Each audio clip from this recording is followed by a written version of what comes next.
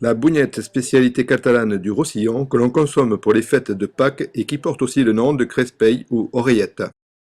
Faire une fontaine avec la farine, laisser un emplacement pour la levure, pour le sel et le sucre. Verser la levure, verser le sel, verser le sucre, ajouter la fleur d'oranger sur la levure, sur le sel et le sucre,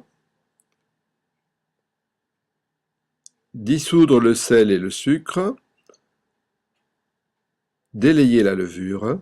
La levure ne doit jamais être en contact avec le sel, car c'est un antiseptique et pourrait tuer une partie des levures. Incorporer les œufs cassés séparément. Il est très important de se laver les mains, les œufs étant porteurs de microbes. Commencez à mélanger tous les ingrédients avec la farine. Cette étape du pétrissage s'appelle le phrasage et dure, suivant votre dextérité, environ 5 minutes. Cette étape de mélange de tous les ingrédients nous permet d'évaluer la consistance de la pâte. Elle doit être molle. Il est ainsi normal que la pâte colle à la main pendant le phrasage.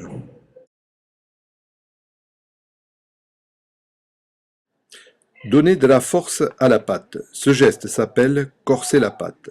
Il est très important de bien corser la pâte, ce qui va permettre d'incorporer de l'air pour une bonne fermentation et aussi pour donner de l'élasticité et de l'extensibilité pour avoir des bougnettes très fines.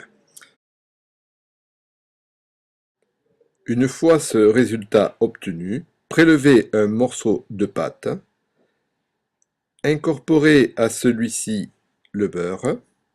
Il est préférable d'agir ainsi plutôt que d'incorporer le beurre à la totalité de la pâte, car l'incorporation du beurre serait beaucoup plus longue. À l'issue de cette opération, qui vous prendra environ 10 minutes, ajoutez au mélange obtenu le reste de la pâte. Incorporez le zeste de citron.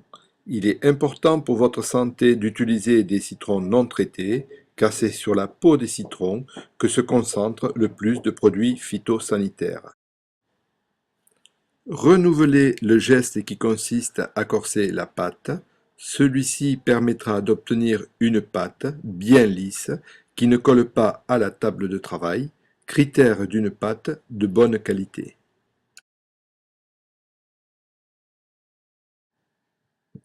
Après cette opération, réalisez le boulage. Il consiste à former une boule avec la pâte. Déposez la pâte dans un récipient, couvrir d'un torchon, laissez reposer la pâte 2 heures à 24 degrés. Vous pouvez aussi la faire la veille et la mettre au réfrigérateur 24 heures. La pâte aura ainsi doublé de volume. En exerçant une légère pression, l'empreinte de vos doigts doit rester marquée.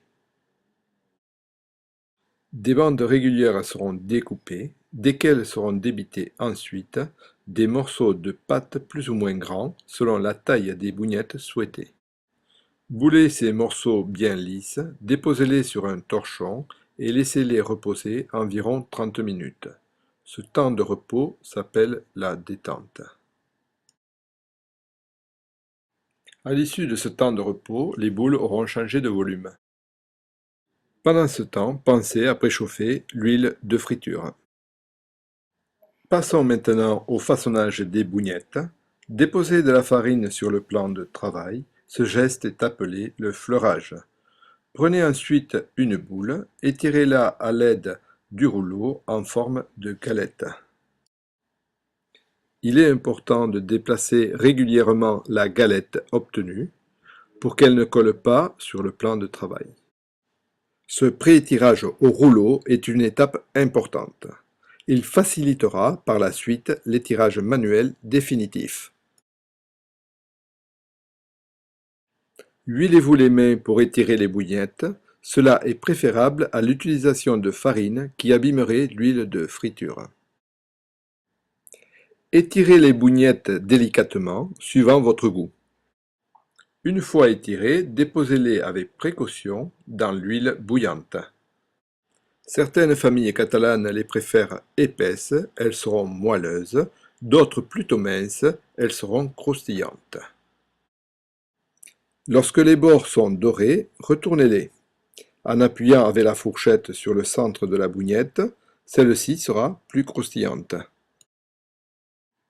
Dès que vous observez que le bouillonnement diminue autour de la bougnette, il est temps de les retirer minutieusement. La bougnette est un produit fragile, il est important de rappeler qu'elle doit être manipulée avec soin lors des différentes phases de cuisson. De taille plus petite, elles sont plus pratiques à déguster. Vient ensuite la phase ultime de sucrage, les bougnettes doivent être parfaitement égouttées. Sucrez-les encore chaudes sur les deux faces. Suivant les goûts, certains remplacent l'eau de fleur d'oranger par une infusion d'anis vert, d'anisette ou de zeste d'orange. D'autres les bénissent même après cuisson avec un brin de laurier trempé dans de l'anisette. Même si les bougnettes se conservent pendant plusieurs jours, elles sont meilleures fraîches. Bon profit!